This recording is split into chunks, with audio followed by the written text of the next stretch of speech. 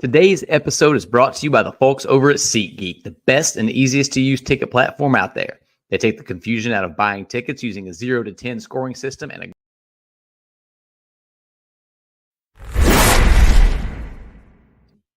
Today's episode is brought to you by the folks over at SeatGeek, the best and easiest to use ticket platform out there.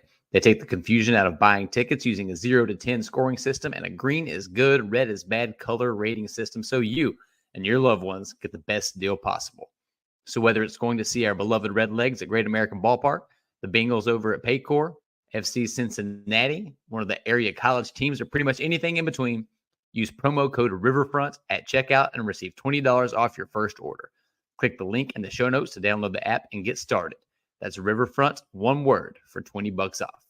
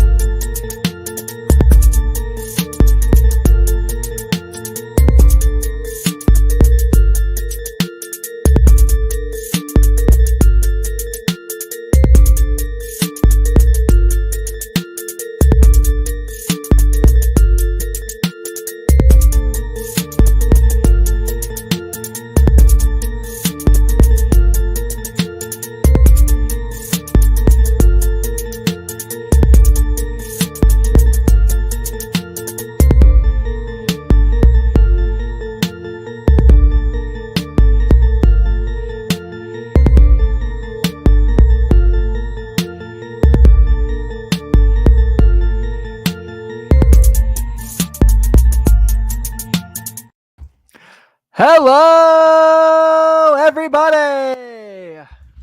My name is Tim Daniel. His name is Joe Farfsing, filling in tonight for Ben Brown. And welcome to this week's edition of Late Night Reds, brought to you by our good friends at the Riverfront and our fantastic Patreon growing group at patreon.com/riverfrontcincy. I'm excited for this show. Obviously, as you see, as I mentioned, Joe's filling in for Ben tonight. Ben and the Cooper crew got back pretty late from Lexington last night, so he said, "Hey, man, I think I need a rest night." And I said, "Dude, I understand." So Joe is here holding it down for Ben. I hope I can make him have as infectious laugh as Ben has, but no guarantees to be made. But Joe, how you doing, man? I am doing well. I've got a Crown, and you ever had Crown and root beer? I have not ever done. Interesting. I love A&W root beer, with the Diet A&W or A&W Zero, and with Crown in it, it's delightful. I've never thought about that as a combination, but now I'm curious. I give 2 livers up. 2 livers up. Well, good. That's reassuring. So I'm good to hear that. So yeah, I guess there's that. So I want to make sure real quick. I know I talked to Ben. And he did say, make sure he wanted to say thanks to everyone for the love this weekend. Did not really, obviously wanted to win, but seemed pretty pleased with the season they had. So for those who don't know, Cooper did lose in the state championship last night to Bowling Green. But really, had some chances to win it. We're in for we're in the game. It just didn't go their way. So I know Ben appreciates all the love he received from everybody. But definitely doesn't have his head down for the season they had, even with the state championship defeat. So, yeah, and apparently they're young. They only have 11 seniors graduating, so they'll be back next week. Yeah, or next week. They won't be back next week. They'll be back next season. Next week, yeah. Season starts again next week. It's like that year the NBA is in the bubble, and the season started back like 7 weeks after the season ended. That was, the entire world in 2020, 2021 was just so weird. I think I blocked a lot of it out just from PTSD, but it was a weird time to be alive. Yes, it was. That's the best way to describe it. Well, hey, so before we get into some of the news that came out this week, you attended Reds Fest this weekend. I did. First year I missed in a while that they've had it. Like you said, 2020, 2021 was a weird time. So didn't get to make it happen this week. Did some holiday stuff with the fam. But tell me, how was it? What was your experience? Did you get to meet up with some of our lovely community? Only one I got to catch up with was Sydney Price. She was actually kind enough to send over VIP. I'm not a season ticket holder, but she had a couple extra season ticket holder passes that she sent my way, so I got to go in with the rookie roundtable Q&A with Ellie, McLean, and Spencer Steer. So that was cool.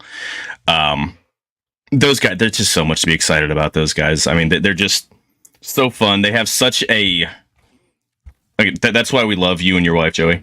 But those three especially have such this awesome camaraderie together. You can tell that Ellie and Matt McClain, like they get along, like they're legitimate. Like it's no BS. They're legitimately like good friends and enjoy playing.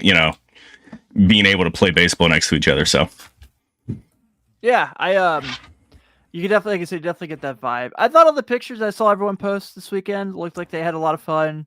It was great to see everyone enjoying themselves. I'm sad I missed it. I definitely plan to be there for 24. Especially after like we're raising a World Series trophy in Fountain Square. I mean, we all got to be there at that point, right? absolutely.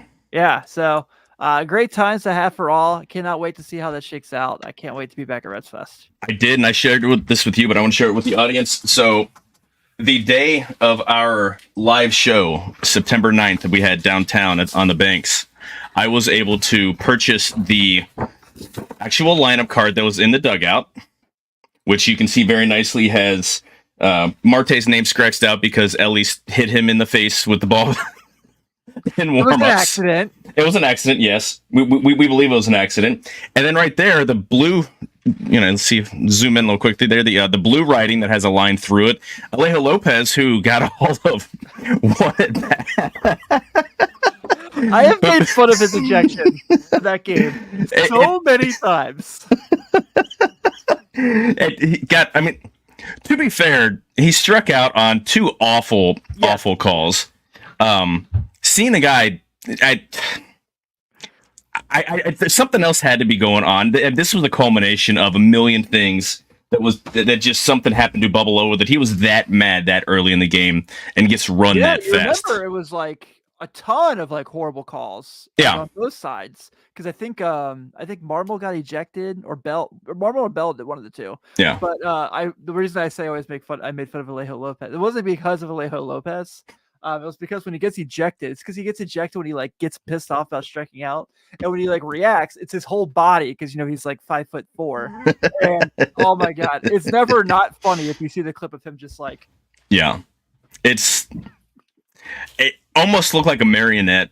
Had him from above. It was just having a little bit of a cramp with their hand and just the full body was the exact same thing. So yeah, I got the lineup card and then also David Bell's actual manager card. That's the same lineup card and everything. His signature on both of them. So cool. that was something awesome. Someone found I think it was the Ricky Karcher jersey. I was tagged. Yeah, found Ricky Karcher's jersey, and someone found Alejo Lopez's cleats, game-worn cleats from that game.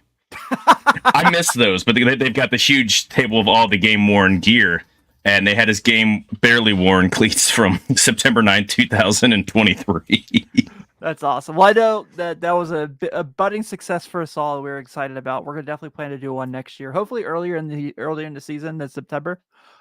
So keep an eye out for the 2024 season. That's all I'll say. They've got a new Lego themed bar opening over at Newport on the Levee. That's absolutely. I'm for sure going to pitch a sponsorship to them for us. For sure. Absolutely. Yeah, for sure. Well, hey, there is some Reds news this week, unlike other weeks in the past where we were just scrambling to have things to talk about.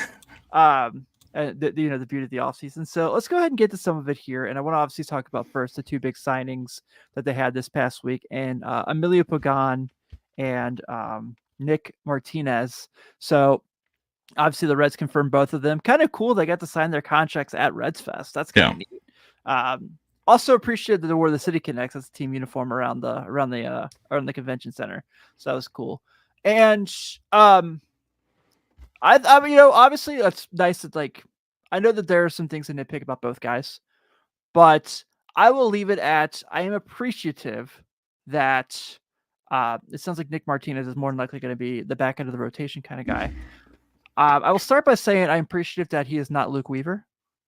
Absolutely. I am appreciative he's not Levi Stout, who I think is still be pretty good, just not in the role he was in. And on the other end, I am appreciative that we will not have Derek Law and Buck Farmer, but we'll have Emilio Pagan.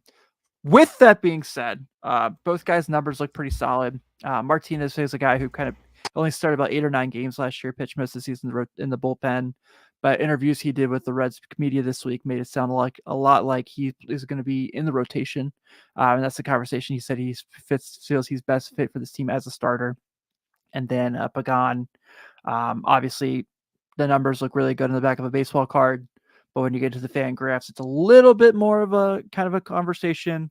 But again, it's not Derek Law. It's not Buck Farmer. It's an improvement.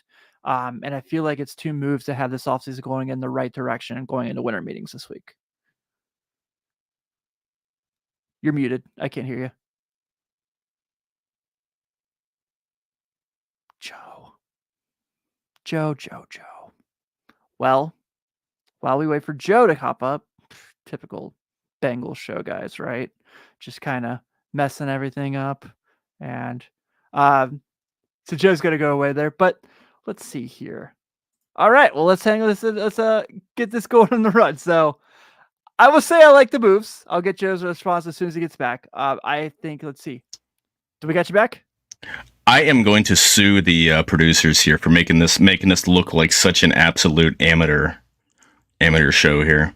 Well, worked out. I'm having weird issues with, for whatever reason, when I'm silent for like a second or for like a minute or so where the other person is talking, my microphone just goes out and it doesn't come out. I've got to completely back out of here. So hey, the joys of live shows, guys. Beauty. So thanks for hanging out with us through all that, guys. We appreciate it. Absolutely. As I was going to say about Emilio Pagan, especially Dan Szymborski, who's very analytically driven. I mean, he's the mind behind Zips projections and everything. He's actually relatively local to Cincinnati. Was their BBWAA writer. He was the only person who didn't vote for Jonathan India in 2021 as Rookie of the Year to keep him from being unanimous. He had very critical things to say about Pagan, that because he's an extreme fly ball pitcher and going to the smallest park in America. It's obviously on paper, it looks like a very confusing. Yeah, exactly. I don't get to talk more. That's what happens is when you're not featuring me enough. My microphone goes out. My microphone does the work for me. Are you a wide receiver? Good Lord. I see here. You remember the Itchy and Scratchy and Poochie show? When I'm not on, everyone needs to be, where's Joe? Anyway, the Reds surprisingly have one of the larger analytical staffs among all baseball teams. So I'm going to side with the team of analytics, or the team of analysts over the one analyst. That like this isn't just an absolute. Oh, he had good numbers. We're not going to look beneath the surface to see that this guy has crazy home run to fly ball rates and is an extreme fly ball pitcher. This guy has a splitter. He cut back on the usage last year, which explains why he had more fly balls. So I believe the Reds did enough homework with their analytics with his splitter and figured some more pitch shaping that he's going to keep the ball down and he's going to be. I mean, they paid him a nice amount of money, so they have an idea what they're doing. Yeah, we'll say that. Weird saying that. It's really weird saying that and hearing myself say that. Yeah, I'm with you, man. But yeah, I think he's going to be a really good piece for this team. Like I said, has experience in high leverage where, the guys we were throwing out in those high leverage situations has been a theme I've talked about throughout the offseason. Yeah. But, better than the guys they were throwing out there, obviously. So I think he'll do pretty well. I think especially as like a 7th inning guy, leading into the Alexis Diaz pitching, Alexis Diaz ending.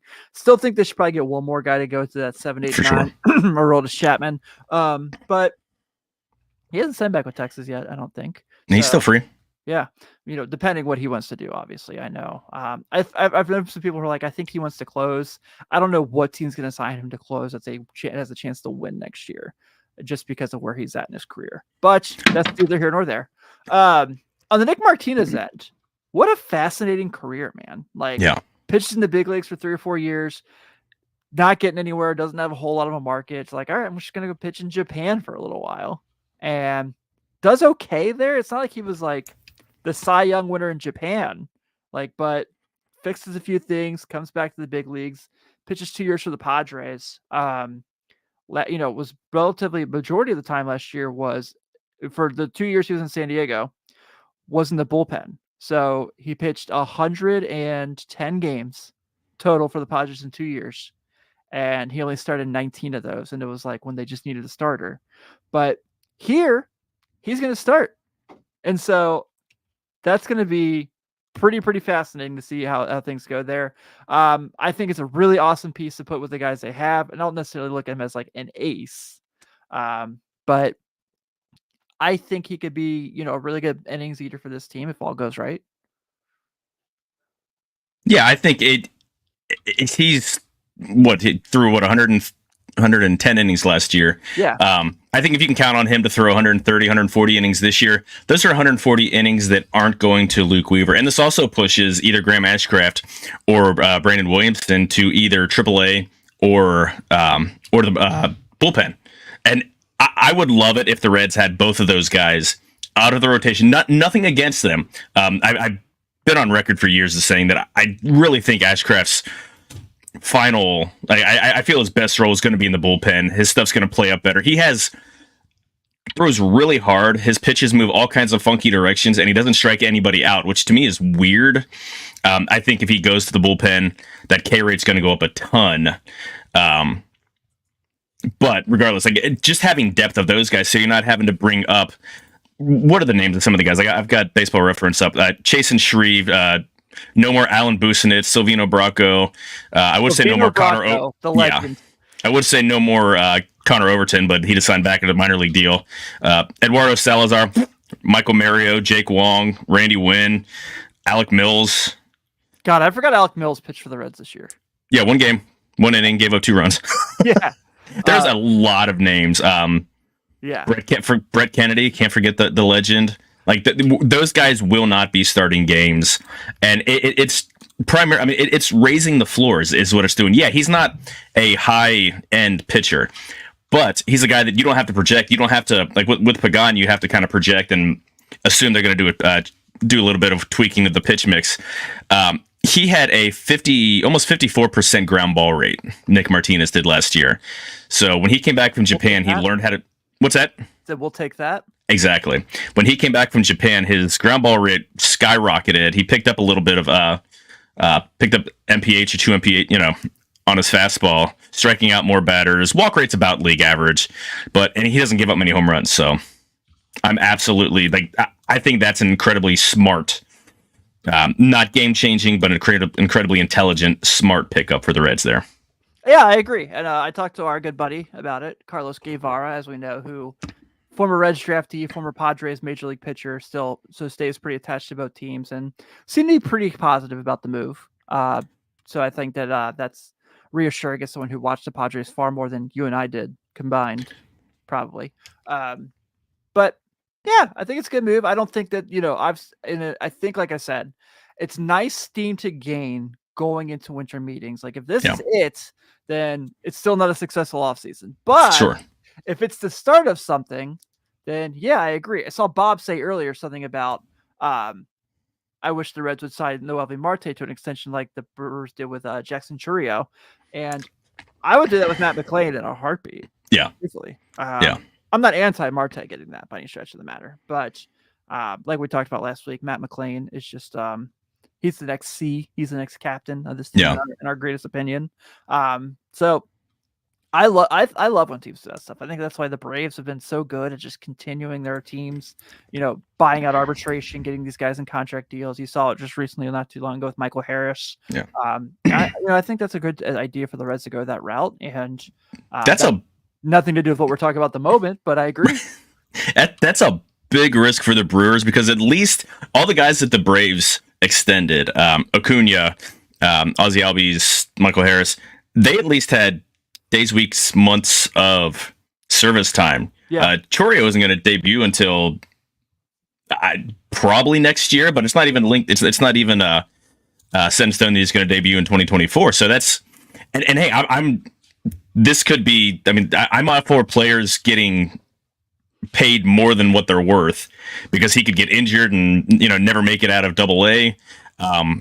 Or there's a possibility that he's the absolute stud that he looks to be, and he's severely underpaid. But I think that contract maxes out around 130 million, which is more than what he'd be ever be able to make in arbitration and things like that. So it's a good deal on his end. It would be nice if the Reds, they did that with one player, Hunter Green. They need to keep it going. So yeah, I agree. I think that's kind of the right route to go for sure. So I'm with you, and I still love the Hunter Green contract. I still think it's going to end up being a bargain. Oh yeah, absolutely. Yeah. It didn't go far enough because it only bought out one free agent year, but it's better than getting into ARB 2 year when you're thinking he's going to be making 18-20 million, and you don't think your team's going to be competitive, so you're looking to shop him. You have cost certainty. You know how much you can build around. You know what your budget's going to be to build around him. Yeah, I agree. So Mr. Juan brings up the point that John Singleton and Scott Kingery are more likely than Corbin Carroll when you sign before getting to the majors. So, hey, for the sake of Jackson Churio is going to be, in our division for years, I hope you're right. Right, exactly. Yeah, I will take it. Bob asks, what's the number one move you want to see the Reds make this week? And this kind of bleeds into the next segment that I have, and it's I really want a front end starter, and that's not a slight on any of the guys we've talked about. But the thing we've kind of talked about between the two baseball shows throughout the offseason so far is we love the upside of all these guys who are starting games for them, Hunter, Lodolo, down the line, but none of them have proven that they can consistently take the ball on the fifth day. So I think a front end starter would be really, really, really nice for this team. And that's kind of what brings me to this segment here. And actually, is that kind of your thought as well? Or did you have another preference? No, it's probably, I'll gladly take an outfielder, an impact right-handed outfielder, but I think it coming away this week from the meetings in Nashville with a top of the rotation starter, that considering you're still in early December and you've got your pitching staff looking pretty good. There's still tweaks to be made. You still need some. I say at least two more bullpen arms. Yeah, but if you can get another starter, especially one high, the guys that they're being linked to, and again, linking means absolutely nothing. Right. Giants were linked to literally everybody last year and got nobody. They got Arson Judge. Oh, that's right. Yeah. Yeah. Now this year it's the Jays that are getting linked to everybody. They're going to get Shohei and they're going to get Joey Votto and Joey Votto, Juan Soto and everything. Like they'll probably be the ones left holding the bag at the end of winter. But yeah, you're probably right. Get it taken care of now and go in and blow them away. Like blow them away with I think the Reds are very cautious in trades. They want to win trades. Yeah, you need to not look at. That's what kills the boys down the other end of the street, the Bengals. Quit trying to win trade. Find the guy that you want, identify him, and if you overpay, who cares? Like overpay is only the value of that player is what he can provide to your to your team. If you're trading off guys that aren't providing value, then it doesn't matter. Yeah, I completely agree. So and the two names of the next segment are coming up quite a bit in the chat right now. So let's go ahead and get to it here.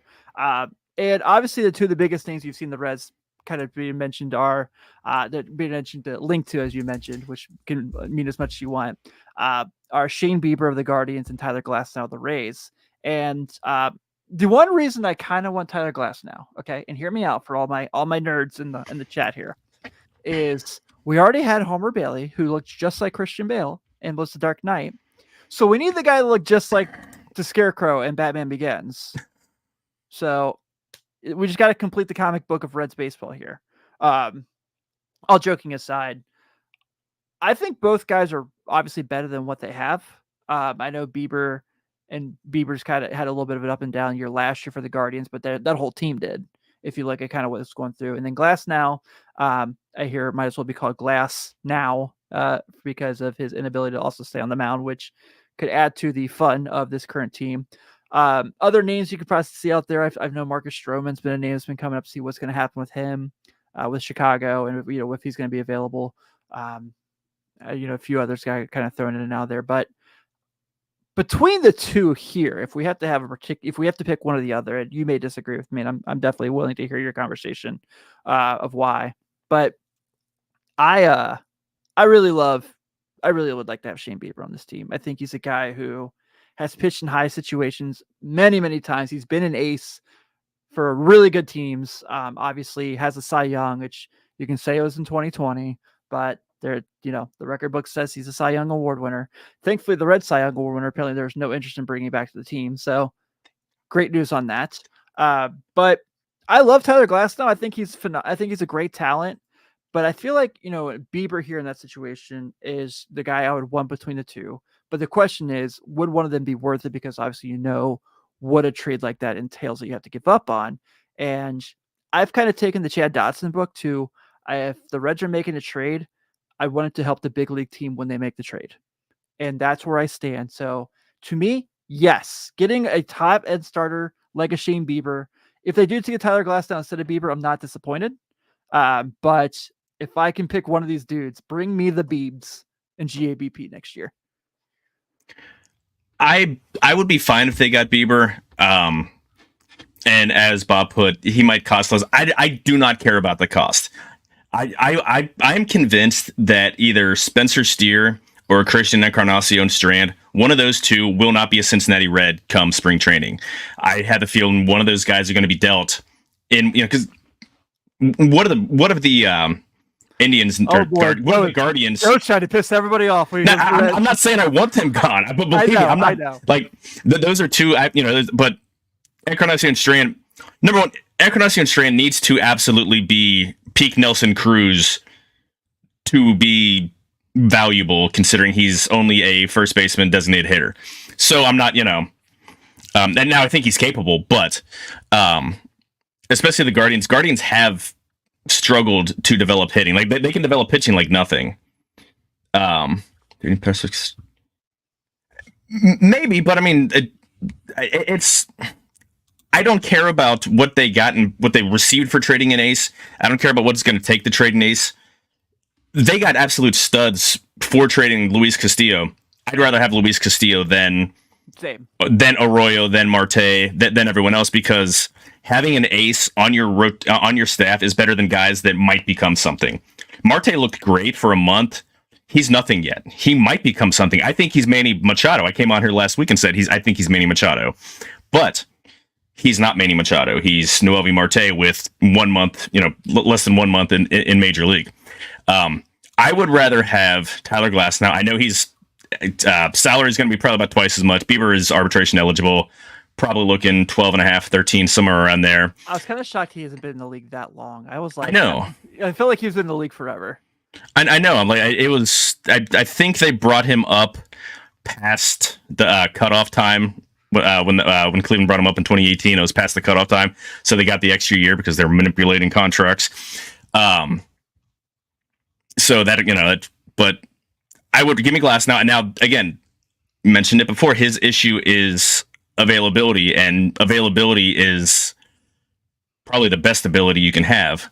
But he is legitimately one of the top 5 pitchers in all of baseball when he's on the mound. Do you disagree? No. So give me that guy. You're only getting either guy for a year anyway. I mean, you can extend them, but you're only guaranteed to get that guy for 1 year anyway. So go for the higher ceiling guy. I mean, he still has an elite strikeout rate. Walk rate is he walks fewer than the MLB average. Ground ball rate was over 50% last year.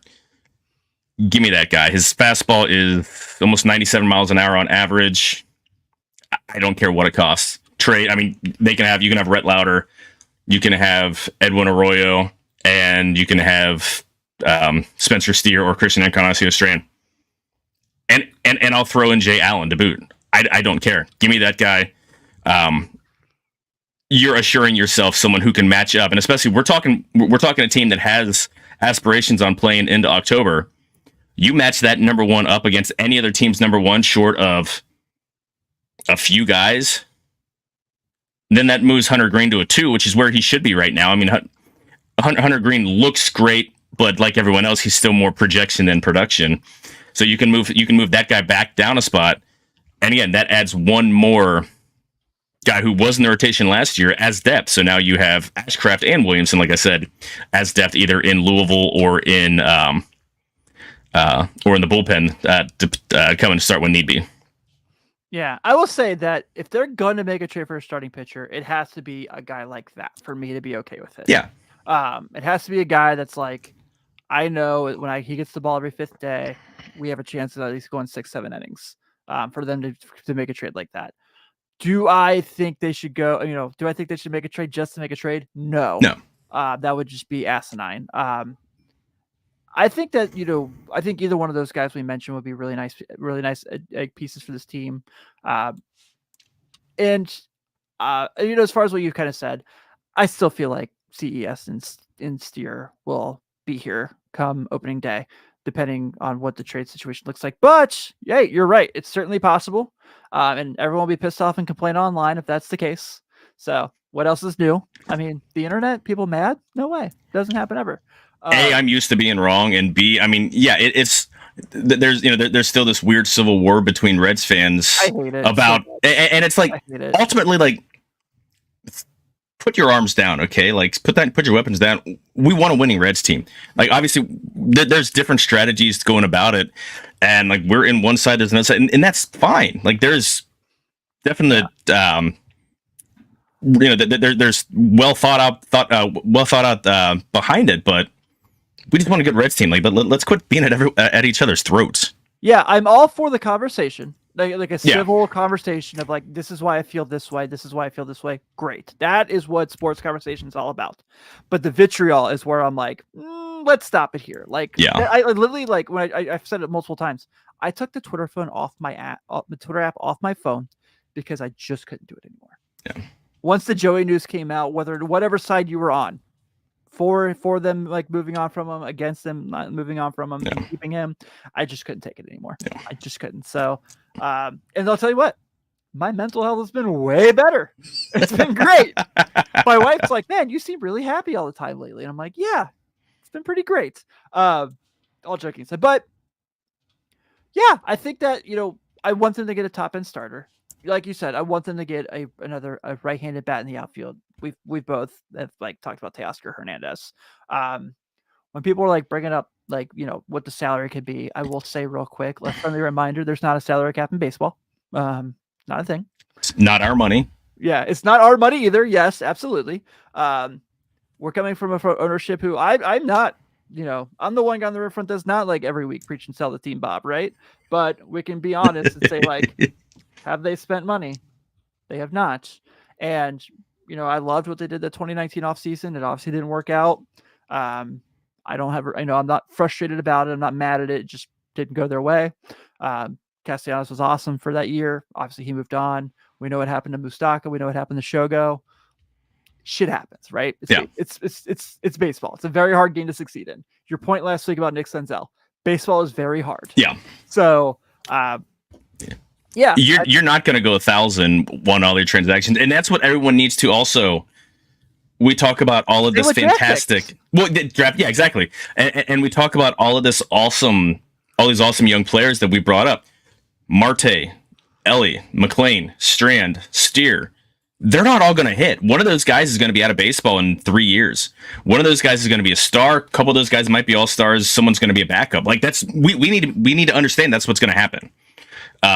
Yeah, I would love to say all of them are going to be absolute, like they're going to be stars and they're each going to win MVPs, but it doesn't happen. It's not going to happen unless it's the Braves pitching in the 90s. Like Braves hit on pretty much everything in the 90s, which was so frustrating, but that's not the norm. You can't expect that. You almost respected it so much, right? Because it was so good. You know what I mean? Like you could be mad, but you were like, but they have it figured out. They know what they're doing. Like exactly.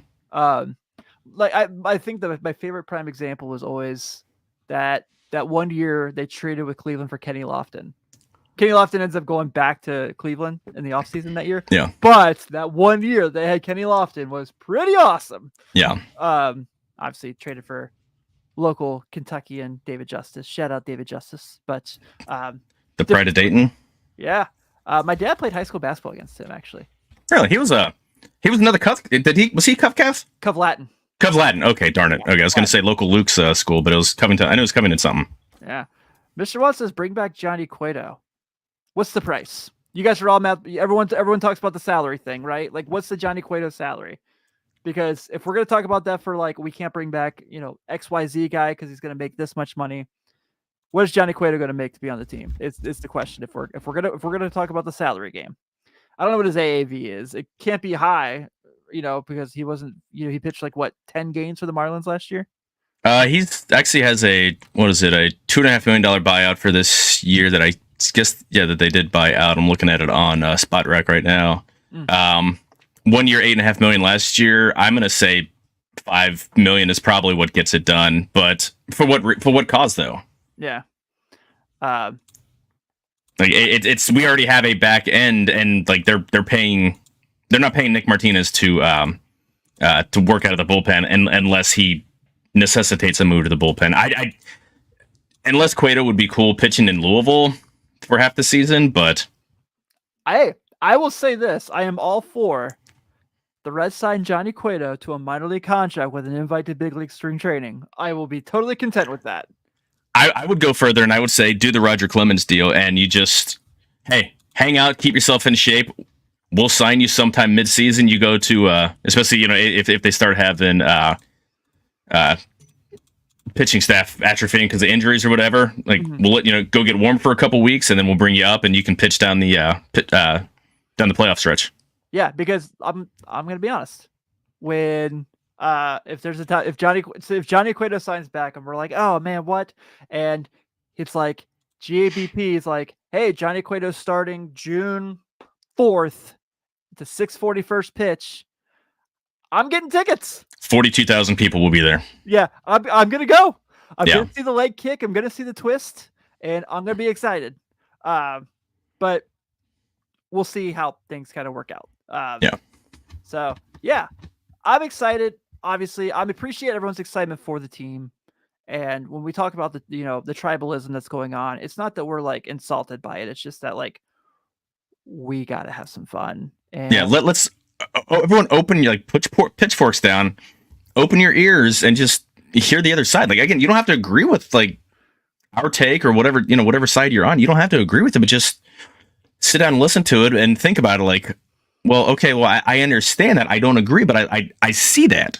Yeah, that's a larger issue that we need to take for the larger world at large. But I mean, we have social media and the immediacy of everything else in this world that has ruined everything for everyone.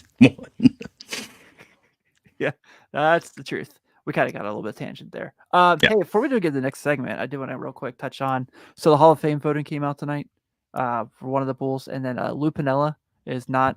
This is for the second year in a row. Is not in the Hall of Fame. I'm trying to think if Mr. Juan, I don't use forks. I use chopsticks. Right? Are there pitch chopsticks? Because there are pitchforks. Can you use a chopstick to like tune? Because that's what a pitchfork is for. It's for tuning. So can you use chopsticks to tune 4 chopsticks? Because that's a piano piece. Next time that I get sushi, remind me to get a video of how bad I am with chopsticks. Like, I'm not good either. We'll go to Wabi Sabi, and I'll write down my order on the the menu that you give the server, and like I'll write on the bottom, fork please, because I don't want to like hear someone. I don't want someone to hear me be like, can I have a fork? Because I'm so bad at it. Like my wife just makes fun of me. I pretend it's because I'm left-handed that I struggle with it. Like I can pick up like if I've got a hunk of like orange chicken or something like decent size, cool, no problem, whatever. But if I'm trying to pick up some rice or trying to pick up some lo mein or something, it's rough. I would probably starve if we didn't, or I would end up having to use my hands. So yeah, I'm with you, man. But yeah, I wanted to touch real quick on Lou Piniella. So I think this is one of those things where maybe as Reds fans, they're probably giving him more value. But then again, this is a guy who won a World Series with the Reds, was the manager of the Mariners team that won the most games in a single season. Did dye his hair blue one time because the Tampa Bay Devil Rays had a winning streak when he was a manager there. I don't think all that qualifies for him to be a Hall of Famer, but fun conversation. Like, I like him a hell of a lot more than I like Jim Leland, who got in. So I'm trying to compare. Like, I'm on Baseball Reference right now, and I'm looking at Lou Pinilla's manager page, and he managed the Yankees for 3 years to a .537 winning percentage. Managed the Reds for 3 years to a .525 world win percentage with the World Series title. Mariners for 10 years, .542 winning percentage. 3 years in Tampa, which those were expansion years. Yeah. Yeah, I mean, that was their seventh, eighth, and that was before they were awful. Before they had any idea what they were doing, and only had a .412 winning percentage. But then to Chicago, 4 years, .419 winning percentage. I mean, I think he deserves it over Jim Leland. Jim Leland didn't win anything. Yeah. I mean, he also managed 97. He was the manager of the 97 Marlins. Damn it, I forgot. Yeah. I was thinking that was McKeon. McKeon was the McKeon was 03. Yeah. Yeah. Which was awesome. But I don't see a big difference between the two of those guys. Yeah, but it's the same thing we bitch about all the time with the Hall of Fame, and it's kind of what comes into play here. So yeah, I would love to see Lou get in, but we'll see how that goes as well. I don't know. Are we gonna bitch to if he gets in on the fourth ballot? That's so silly to me. But I'm not invested at all. If he never get it's for his sake, because I know he's sick. I know he's struggling with cancer diagnosis right now. It would be nice if he's going to get in to get him while he's able to get the accolades and appreciate the kind of bathe in the warmth of everything. But outside of that, meh. Yeah. So David says the Reds are not desperate to bring back Cueto. They have plenty of pitching depth. I agree. But it's Johnny Cueto. That's the same reason that you keep Joey Votto. Yeah, they don't need a left-handed hitting DH first base guy. But it's the name on the back of the jersey. And it's December. And we need things to talk about. We need content. Yeah, exactly. Last slide of the day, obviously, we heard the wonderful news that Sonny Gray signed with the super evil St. Louis Cardinals. Salary a little lower than I thought it'd be, but I digress. Not going to get into that conversation. And I think the thing about it that you hear, that comes out, and you hear, well, they were in on him. They were having the conversation. I don't know what in on a guy means anymore. It's like your conversation of they're linked to this player. But Jonathan India did say this week at Reds Fest that he thought they were getting Sonny Gray. So it must have been something to it. We'll never know because no one ever releases that information. Right. But what are your thoughts there? Obviously, I hate that he signed with the Cardinals. Like when Mike Leake signed with the Cardinals, I hated it. When Arthur Rhodes got traded to the Cardinals in 2011, I hated it. So yeah, I don't love it. Good for him to make the money he made. It probably might be the last contract of his career. Knowing, maybe that's overshadowing it. Maybe that's not true. But last multi-year. Yeah, I would probably say like last big money contract. Yeah. Unless he's just lights out for 3 years like Verlander has been for Houston. Yeah. But I just wanted to stop turning we were in on a guy. I want to turn we were in on a guy to we got the guy. And I'm hoping that that's what happens at winter meetings this week. Yeah, seal the damn deal. You mentioned Mike Leake, and he stole our hearts like there were so many T-shirts from Macy's. We do need an automated rim shot to put in the sound, but yeah, it's kind of listening to what Sonny had to say. It's interesting because India said he thought they were getting him, but he made it sound very clear that it seemed like knowing that he wasn't going to get traded. Reds have a tendency of blowing things up when the season goes sideways. Mm-hmm. And that seems like it was something that was very important to him. He's been on multiple teams already. He's been on the A's, been on the Yankees, Reds, Twins, now the Cardinals. He's in his mid-30s. He doesn't want to, pack up his stuff and move to another town, throw his kids in another school, all that fun crap. So I wonder if maybe there's conversations that, with the agent that said, oh yeah, this is a good deal. This is something that, we think he'll go for. And that got around to India. And then it got to him I want to sign, Cardinals are going to keep me around. They're not going to trade me if a year goes sideways. So it sucks because, again, he's been just as good as we had, as good as he was when he was in Cincinnati. Yeah. I mean, he was lights out last year. We expect him to keep it up, while he's pitching in St. Louis. So it sucks, but I kind of get, if that's the point. I think that's the point he was trying to make. I get it. I would wholeheartedly get it. Yeah, I don't think he slighted the Reds by signing with the Cardinals by any stretch. Sure. It just sucks because of who it is, right? Yeah. It sucks because of the uniform he's going to be wearing. But if that's the one move the Cardinals make, I still feel pretty okay about our chances against them. I'm with you. I've seen you say this many times in the past. I do think last year was a mixture of they were bad and a mixture of they underperformed. Anytime you have Goldschmidt, Arenado, all the, you can make Tyler O'Neill, etc. You feel pretty good about the team's talent. Yeah. But there were a lot of things that went wrong for that team as well. Yeah. So if Sonny Gray's the one move they make, then so be it. I don't. But knowing it's the Cardinals, there's no way that's the only move they're going to make. So. Yeah, I mean, we kind of laughed and poo-pooed when they made those first signings of Kyle Gibson and Lance Lynn, like, oh, that's it. And I'm like, right. and I'm like, they just jumped out of they raised the floor of their rotation. Okay, like they needed innings and they needed guys that they could count on to throw 160 innings. I don't think Lance Lynn's going to be in their rotation past Memorial Day, for that matter.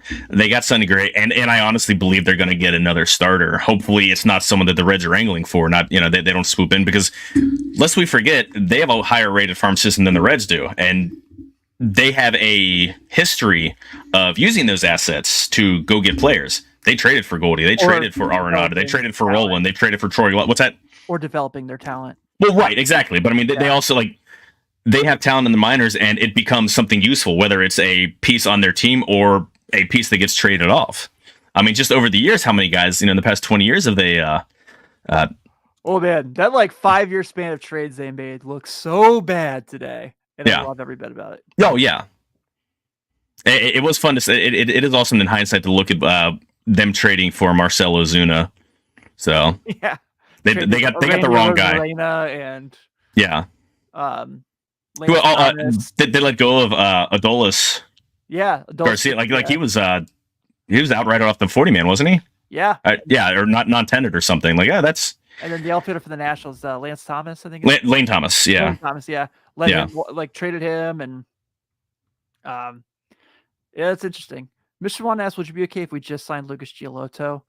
Not at this point. No. Because I think they did a really good job with the 2 signings they made this week. I don't think Giolito does a whole lot to add to on top of that, though. I think he's good. But he kind of bounced around quite a few times in the league last year. In lieu of Nick Martinez, I would have been okay with it, but he's also a lot more volatile. You get Lucas Giolito, and maybe you're getting Tyler Glass now, or you're getting the guy that had a 7 ERA down the stretch with the Angels, and then was an absolute gas fire when he was gas can when he was in Cleveland. Yeah, I mean, the Reds put a claim in on him. That's right, they did, because that's when they got Bader and Hunter Renfroe. Speaking of doppelgangers, Mike Trout's doppelganger. You never seen a picture of Hunter Renfroe and Mike Trout side by side? No, but now that I put their faces together, I can see it. I will. Imagine this. I'll look one up and I'll throw it on screen here. I'll put it in. Nice. But I would have been okay with that again if they hadn't gotten Nick Martinez to be the back end. So yeah, I agree. And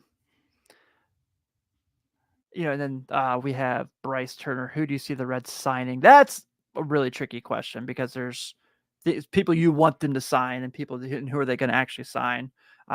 Good friend from north of the border, Joey Gaditza, mentioned Jorge Soler. I'd be content with Jorge Soler for the right price. Do I want Teoscar Hernandez more than him? Absolutely. Do I think that's going to happen? Highly unlikely. But Soler would be a pretty nice consolation prize. Absolutely. Who was it? I saw someone the other day mention the potential of trading Fraley to open the door for the outfield a little more and put some. It was one of the national writers. Was it? Was it Leatherpants? Maybe it was Bowden? Yeah, I think it was Leatherpants. Okay. We'll see about that. I don't know. I mean, I have no problem. I like Jake Fraley. I think he's an incredible I like John guy. Cynthia, but if they get, But if they're a piece to get something better, and I'm going to put this up on the screen real quick. This is Mike Trout and Hunter Renfroe side by side. That's funny. Yeah, I'm not really sure who's who in that picture. I think Trouty's on the left. I don't know. I can't even really tell. Yeah. So, again, those are useful pieces, but the Reds at this point, I don't want a useful piece. I want an impact piece. Fraley and India are useful pieces. I want an impact player. India is getting displaced by potential impact players. Yeah, I agree. Yeah, I think that's pretty. I like the question. I appreciate it. So I'm excited to see how winter meetings shake out. The Reds have the draft lottery on Tuesday. I think they have a 0.4 chance of getting the first overall pick because of their record last year. That'd be hilarious if they. What were the Knicks' chances when they landed Ewing? They were pretty low, but the Bulls landing Rose were the lowest of all time. Okay. Yeah. I was gonna say I think that those odds are still were better odds than what or actually Reds getting the number 1 overall pick is better odds than more likely than what happened. Who was it? It was when Orlando got the pick that they later traded for Penny Hardaway. They drafted Chris Webber. Yeah, they were projected to finish last in the lottery because they went like 40 and 42 at Shaq's rookie year. So that was kind of interesting. Penny Hardaway was a fun dude. My all-time favorite player. He was just so much fun, and I hated him because he played in Memphis when they were huge rivals of my Bearcats. And coached against him for a couple of years. Yeah, and exactly. So, but yeah, I mean, he and Shaq were so much fun. He's one of the first of all, those commercials, this little Penny Hardaway, those were the best. Yeah. Chris Rock doing Little Penny Hardaway commercials, best damn shoe commercials ever. Sorry, you can take all your was the Gatorade with the Jordan, be like Mike. No, that's fine, but give me the Little Penny Hardaway commercials. So Mr. Juan says draft lottery watch party. I'd love to if your my TV provider actually got MLB Network. Do you have YouTube TV? I was gonna say, shouldn't you? Do you have MLB? Crap, I can't even think of the MLB TV. The package, yeah. Because they got rid of it this year. They got really when they got Sunday Ticket, they cut baseball out. Okay, because I have the with T-Mobile or Sprint, whatever. Yeah, T-Mobile. Like you get free MLB. You get the free MLB thing, and you have MLB TV. But I'm not that invested. You're staring at people as they're just calling out names. I'm like, it's like watching the draft. Like even I'm invested in the NFL draft. I do a Bengals show. I really don't care, That's true. I do remember that. I get the, yeah. It's just not interesting to watch people talk about guys that, now here's a guy, no, give me the names and I'll do my own research and figure it out whether I think it's a good, whether I think the results are good or bad. I love the basketball draft because obviously it's up my alley, but it's only 2 rounds. It's pretty great. So yeah, it doesn't take. I mean, NFL first round of the NFL draft takes 4 hours, which is just it's a night in and of itself. I've been to the first round, and it's so rough. And they milk it out so much now. I mean, it all used to be 1 day. It was done on a Saturday. Then they moved it to 2 days. It was Saturday and Sunday. You had rounds 1 through 3, and now it's 3 days. You have Thursday round 1, Friday rounds 2 and 3, and now the rest of the round. It just never mind. And we're getting off on a tangent here because that's what I think is that's what I bring to the riverfront. NFL is just so bloated and full of itself that it's all about themselves instead of the players, the teams, and everything like that. Yeah. But it's like, just tell me who they have, and I'll figure out whether I like it or not. I don't need to have this snap judgment. Oh, what a great pick! This was a dumb pick. Whatever. I mean, people were lambasting the Chiefs for getting Mahomes when they got him when they already had Alex Smith. It would have been really nice if the Bengals had drafted Patrick Mahomes instead of John Ross, the pick right before. Yeah. So, as much as I love Joe Burrow, Mahomes is the one quarterback that I would be okay having over Joe Burrow. Yeah, I'm with you.